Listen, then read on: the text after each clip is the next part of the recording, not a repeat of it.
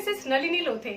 Dear students, we come across many people in our life. Some are very helpful to others and good in nature, while some are very jealous. If we do good to others, the same will return to us. If we do bad things, the bad things will be in our life. It means as we sow, so shall we reap. Today we shall study a poem in this context where we see that the outcome of jealousy is never good and it will ruin our life one day. So let us study a poem.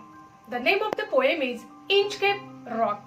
The poem is quite long but very easy to understand. The poet of this poem is Robert Southey.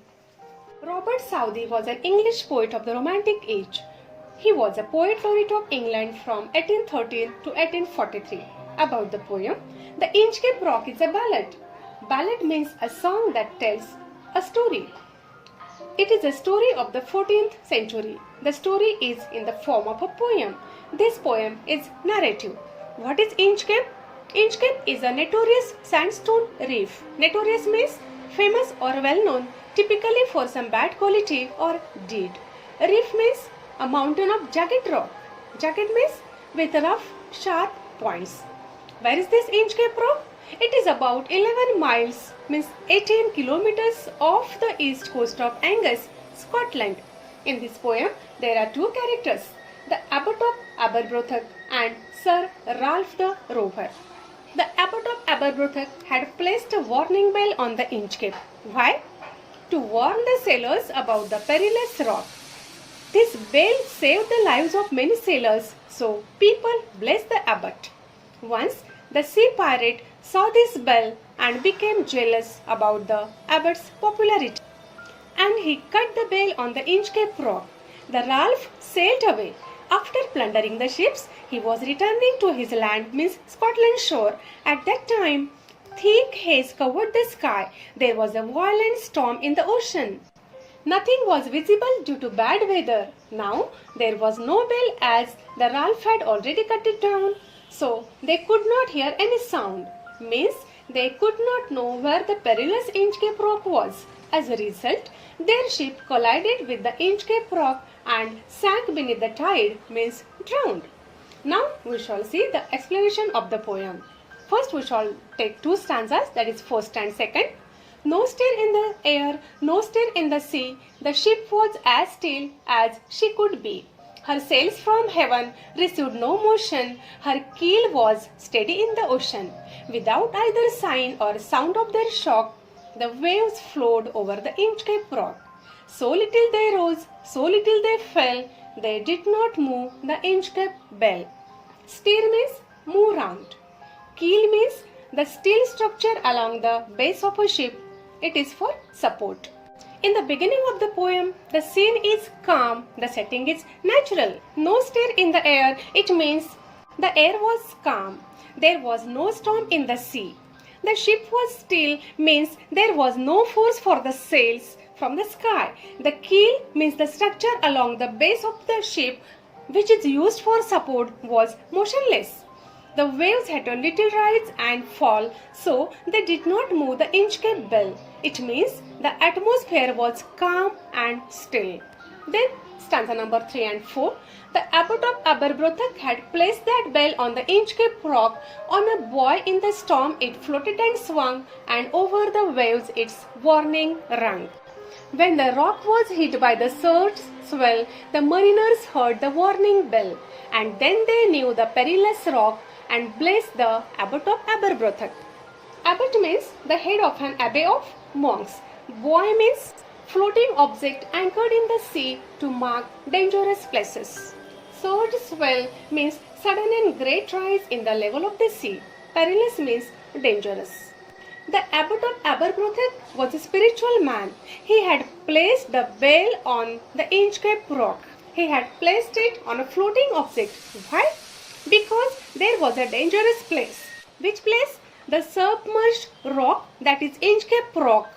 This rock caused danger to the passing ships. There was a danger of colliding ships to the keel to the rock. The abbot had placed the bell in such a way that during storms The bell gave warning of danger to the mariners.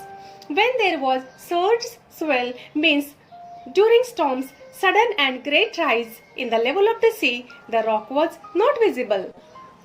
The waves rocked the bell back and forth, and the mariners heard the warning bell.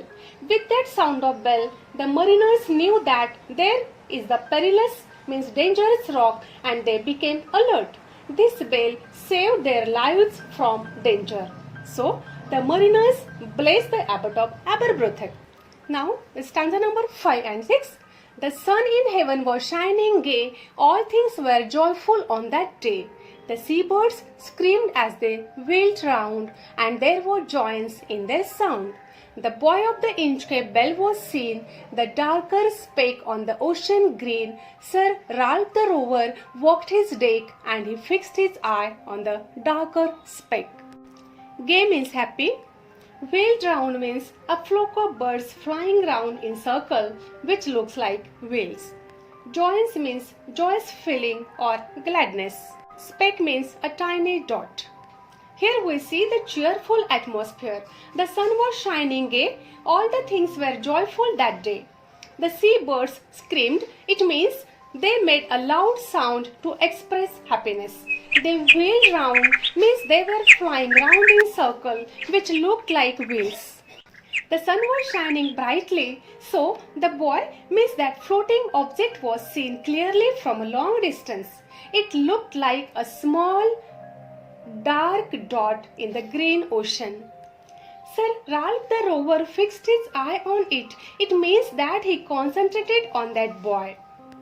He had some thought or determination in his mind. Then 7th and 8th stanza.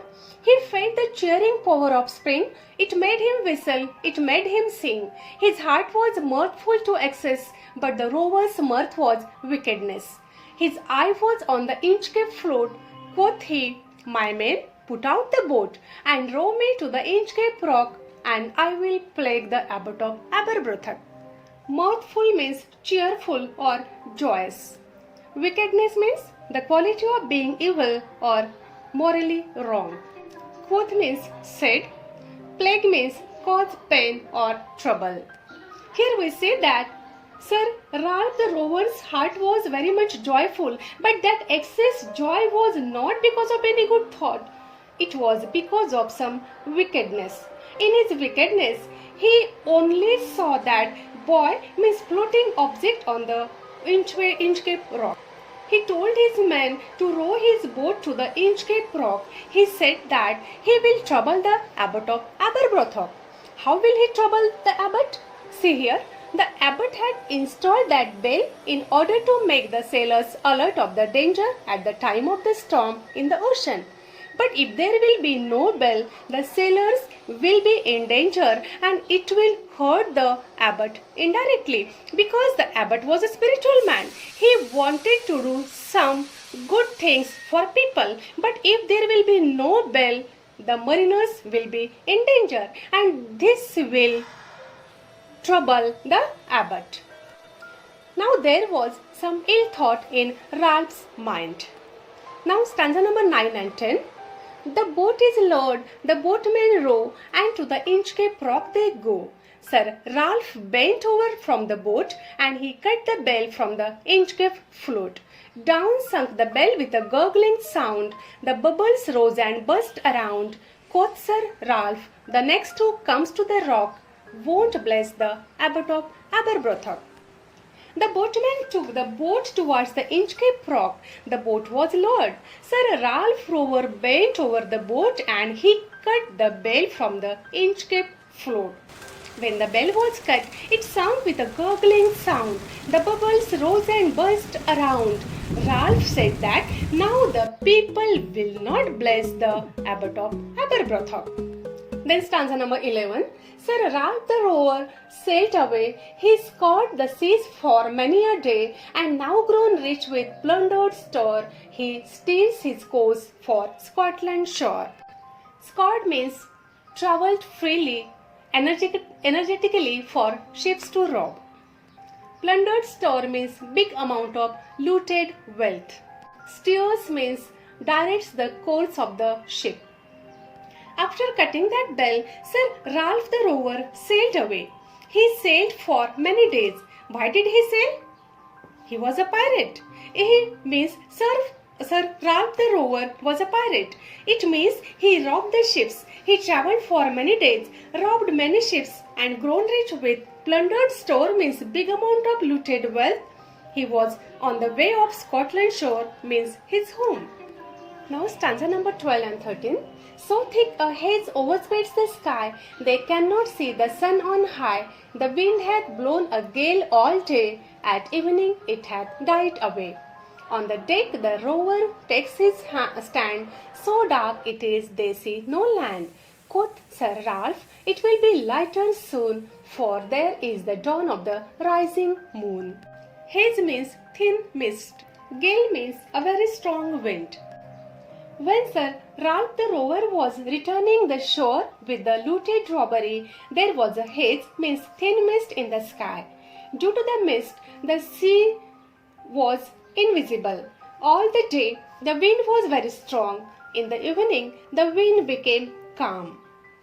The rover stood on a deck. Due to the darkness, they could not see the land. Ralph had the hope in his mind that they would be able to see the land as it was the time of the moon to rise in the sky. Then stanza number 14 and 15. Canst hear, said one, the breakers roar? For methinks we should be near the shore. Now, where we are I cannot tell, but I wish I could hear the Inchcape bell.